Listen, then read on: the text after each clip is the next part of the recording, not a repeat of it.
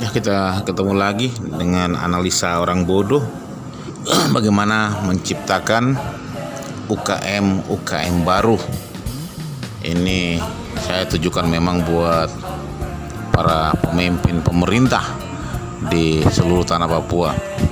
Karena menurut saya potensi yang ada ditelantarkan, masyarakat yang sebagai aset daerah juga ditelantarkan.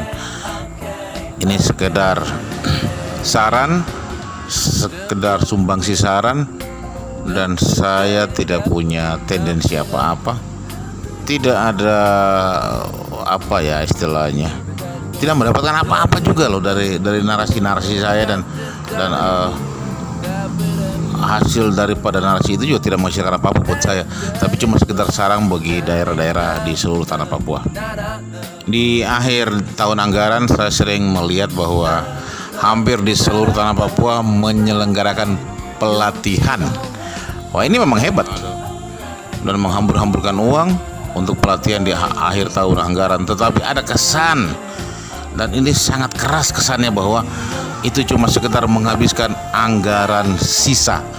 Kata sisa ini loh yang saya tidak bisa terima. Kenapa? Dalam penciptaan unit kegiatan usaha menengah atau usaha mikro dikatakan selalu kata sisa. Padahal UKM adalah bagian daripada masyarakat yang merupakan aset daerah, tetapi selalu menggunakan anggaran sisa. Ini aneh. Jadi beberapa tahun lalu ada pelatihan membuat noken. Ini bagus sebenarnya. Sayangnya menggunakan anggaran sisa, bukan merupakan prioritas. Saya khawatir gitu loh, kalau masyarakat juga dan kami orang Papua dianggap sisa daripada masyarakat. Ini problem ini.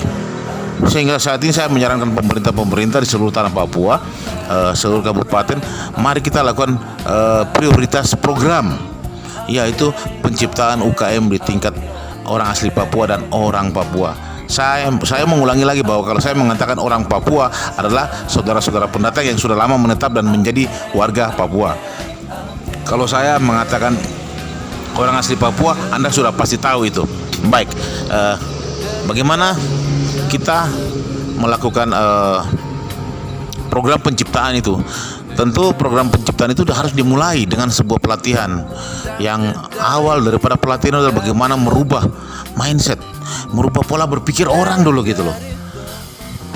Bagaimana merubah pola berpikir seorang yang baru selesai sekolah, SMA, tidak sekolah, bahkan petani, bahkan dan lain-lain, menjadi seorang pengusaha atau entrepreneur mikro atau pengusaha kecil.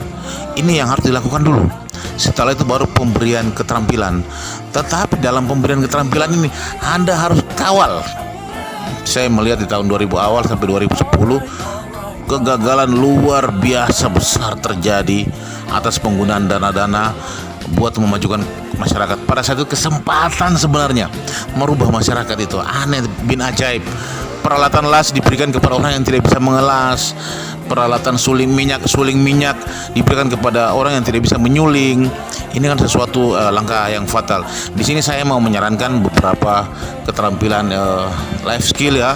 Sebenarnya life skill untuk orang Papua, yaitu pertama adalah pembuatan sendal, pembuatan dompet kulit, pembuatan batik Papua, pembuatan noken, dan aksesoris lain, tentunya handicraft. Tetapi ini harus lakukan penciptaan, bukan lakukan program. Oke, strateginya bagaimana? Gampang saja. Kita tidak usah bawa mereka keluar, biayanya terlalu mahal. Kita datangkan gurunya ke sini, kita latih mereka, kita kawal mereka. Setelah selesai pelatihan, beri rangsangan modal usaha awal. Beli rangsangan mereka untuk bagaimana memulai usaha mereka. Kita tidak bisa biarkan mereka. Ingat, transisi orang Papua dari zaman dulu ke zaman sekarang itu yang membuat mereka tidak bisa membuat keputusan, tidak bisa maju, tidak bisa bersaing dengan saudara-saudara orang Papua yang lain. Jadi orang asli Papua harus dibimbing. Ini kenyataan. Kalau Anda tidak lakukan ini, sama saja Anda menumbuhkan jarak, Anda menumbuhkan separatisme baru, Anda menumbuhkan gejolak sosial di belakang hari. Mari kita potong itu, kita potong garis ini, sehingga ke depan mereka adalah bagian utuh daripada negara ini.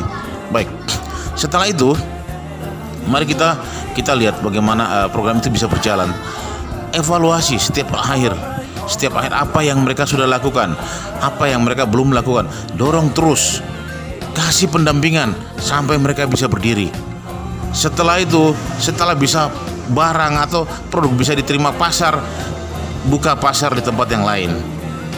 Setidak-tidaknya infiltrasi pasar ke daerah-daerah yang belum memproduksi. Ya apa salahnya toh? Kabupaten Merauke, Kabupaten Bintuni, Kabupaten Sarmi, Yapen Waropen membuat dompet kulit, membuat jaket kulit, tas kulit dari kulit buaya. Mereka punya banyak buaya kok. Iya kan? Dan itu kontrol terhadap habitat buaya juga sehingga tidak membahayakan manusia. Iya kan? Ini harus alam harus ada seimbang. Itu yang pertama. Yang kedua, kita punya noken gitu loh. Kenapa kita tidak go internasional? Noken go internasional. Kita perkenalkan noken kemana-mana gitu loh. Iya, tetapi kita siapkan dulu pengrajin nokennya, kita kasih skill, kita kasih keterampilan, mulai daripada bagaimana membuat benang daripada benang ganemo atau benang serat nanas, iya kan? Dan kita ajari mereka gitu, kita kawal mereka sampai bisa. Nah, ini harus dilakukan. Tidak bisa membuat program yang seperti lalu-lalu, bikin program untuk menghabiskan anggaran sisa. Bullshit bro, bullshit. Jangan lakukan itu lagi. Karena masyarakat sudah pintar, masyarakat sudah tahu. Kami masyarakat yang bodoh ini sudah tahu kalau pemerintah daerah di akhir tahun melakukan kegiatan buang-buang anggaran untuk menghabiskan anggaran sisa. Kami ini loh dianggap sisa. Itu loh. Tolong jangan lakukan itu lagi. Nah, selanjutnya setelah mereka bisa memproduksi dan produksinya sudah bisa dihargai oleh dunia luar, kita mulai lakukan satu yang packaging, keterampilan packaging. Nah, kalau ada kegiatan-kegiatan ini, bahwa kegiatan orang Papua untuk mabuk alkohol itu pasti akan hilang, cepat atau lambat, karena mereka punya kegiatan. Orang-orang Papua ini mabuk karena tidak punya kegiatan. Iya. Oke, kalau Anda bisa memberikan, setelah mereka bisa memproduksi, kita ajari mereka bagaimana packaging produk dengan bagus, punya nilai estetika yang bagus, nilainya bisa diterima oleh dunia lain, ya toh. Tentunya bukan oleh di dunia di luar ya, bukan Indonesia tentunya. Nah, ini problem sebenarnya buat pemerintah daerah. Setelah itu saya mengajak dan mengusulkan pemerintah daerah buat marketplace dong untuk daerahnya, untuk produk daerah, untuk handicraft daerah atau produk apa saja di daerah masing-masing. Iya kan? Umpama ya marketplace Manokwari, yo begitu, marketplace Sorong, marketplace Bintuni, Merauke, Jayapura, Sarmi, Yapen Waropen.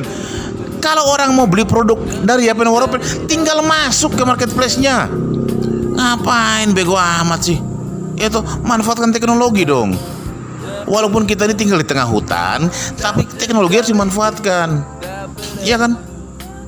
Ya, ditanya nggak jawab, cuma manggut-manggut. Ini persoalan. Jadi saya ingin meluruskan cara berpikir dan cara bertindak selama ini, bahwa pejabat-pejabat di tanah Papua menganggap bahwa masyarakat ini adalah sisa. Jadi kami orang Papua sisa sebenarnya. Karena setiap anggaran yang keluar untuk pelatihan kami orang Papua menggunakan anggaran sisa. Kami ini loh objek daripada subjek dan objek daripada pembangunan di tanah Papua ini. Kau menggunakan anggaran sisa. Tolong pola pikirnya dirubah dong. Ke depan buat pemimpin-pemimpin baru atau yang masih bertahan di periode yang kedua, tolong dong buat program-program seperti itu. Ya kan? Ada banyak produk loh di sini. Ada banyak produk. Kenapa sih? Iya kan, ada kalau di daerah pesisir kita ada banyak kabupaten yang punya ikan banyak. Kenapa tidak diajari mereka buat abon ikan, buat kerupuk ikan? Iya kan, potensi daerah bagaimana meningkatkan income masyarakat. Anda dalam kampanye Anda janji-janji manis-manis, tapi strategi dan pelaksananya nol, telur bebek, bullshit. Cuma omong kosong, omong besar saja, ya kan? Cuma mencari dukungan. Anda ngomong manis-manis saat kampanye. Ini saatnya Anda buktikan setelah pelantikan. Bisa enggak? Anda tahu nggak? Menggerakkan ekonomi makro untuk tujuan mikro. Terbalik. Menggerakkan ekonomi mikro untuk tujuan makro. Bagaimana ekonomi makro mendukung daerah Anda? Ada banyak daerah-daerah yang minus. Saya menyarankan seperti minta maaf Kabupaten Pegunungan Arfak, Kabupaten Yalimo, Kabupaten di Pegunungan Tengah. Mereka banyak punya produk yang bagus-bagus. Saya pikir mereka bisa menggerakkan handicraft mereka. Untuk Pegunungan Arfak, saya kira Anda bisa mensuplai Kabupaten Manokwari dengan sayur mayur. Jangan bergerak ke lain. Anda fokus saja sayur mayur. Anda bisa mensuplai 2 kabupaten. Anda bisa mensuplai tiga, bahkan Kabupaten Bintuni, Kabupaten Manokwari, Kabupaten Pegunungan Manokwari Selatan. Jangan salah itu. Dan ketika itu bisa terjadi, dan ketika terjadi pasar di sana, income masyarakat di sana naik. Jangan salah, PAD juga. Dan ketika PAD naik, maka daerah bisa melakukan langkah-langkah untuk turut memperbesar produksinya di bidang yang lain. Saya pikir demikian. Ya, juga untuk masyarakat yang saat ini mungkin sedang menonton, bagikan dong kepada yang lain bahwa kita harus betul-betul memilih yang terbaik buat kita. Jangan cuma janji-janji manis. Jangan memilih berdasarkan agama, karena satu suku, keluarga. Tapi lihat gitu loh, pemimpin itu bisa melakukan apa buat kita selama 5 tahun gitu loh. Kalau cuma untuk mementingkan kelompok mereka, oligarki mereka yang membackup mereka, yang masyarakat tidak diperhatikan. Dan ini terus terjadi. Kesalahan yang sama yang sudah dilakukan di Pulau Jawa berapa puluh tahun yang lalu terulang terjadi di Papua. Kenapa? Ya pemimpin-pemimpin ini loh, jebolan Jawa. Cara berpikir mereka mengulangi kesalahan yang sama di tanah Jawa di tahun 60-an tahun, 70-an tahun, 80-an tahun, 90-an. Mereka lakukan kembali di tanah Papua. Ini persoalan. Oke, baik saudara-saudara, kita harus lebih jeli melihat bagaimana penciptaan UKM ini ke depannya, bahwa ya pemerintah harus berani investasi untuk memajukan masyarakatnya. Saya pikir bahwa untuk itu ke depan pemberian keterampilan untuk survive, skill life itu sangat penting. Ke depan memang harus seperti kita lihat ada sebuah produk yang tidak diperhatikan oleh Pegunungan Arfak. Minta maaf Pegunungan Arfak, saya jadikan sampling. Kenapa Pegunungan Arfak tidak mengembangkan apel? Padahal di tanah Papua ini belum ada yang tanam apel. Wamena belum tanam apel, Puncak Jaya belum tanam apel, Yalimo belum tanam apel, Pegunungan Bintang belum. Daerah-daerah dingin yang punya suhu yang sama dengan Pegunungan Arfak belum lakukan itu, bro. Apalagi you pikir? Iya kan? Anda bisa memproduksi itu dalam jumlah yang besar. Anda mendominasi. Ketika Anda mendominasi, Anda yang menentukan harga. Anda yang punya produk. Anda yang monopoli pasar. Secara tidak langsung Anda membangun kerajaan bisnis di kalangan masyarakat Anda. Dan kerajaan bisnis itu mendukung daerah loh. Jangan salah. Ketika sebuah produk kita menjadi produk unggulan dan kita bisa lempar ke pasar nasional, maka daerah kita kena dampaknya secara langsung. Masyarakat apalagi. Oke bro, sudah banyak yang saya berikan contoh-contoh, tapi dalam aplikasinya tergantung daerah masing-masing. Semoga Tuhan berkati.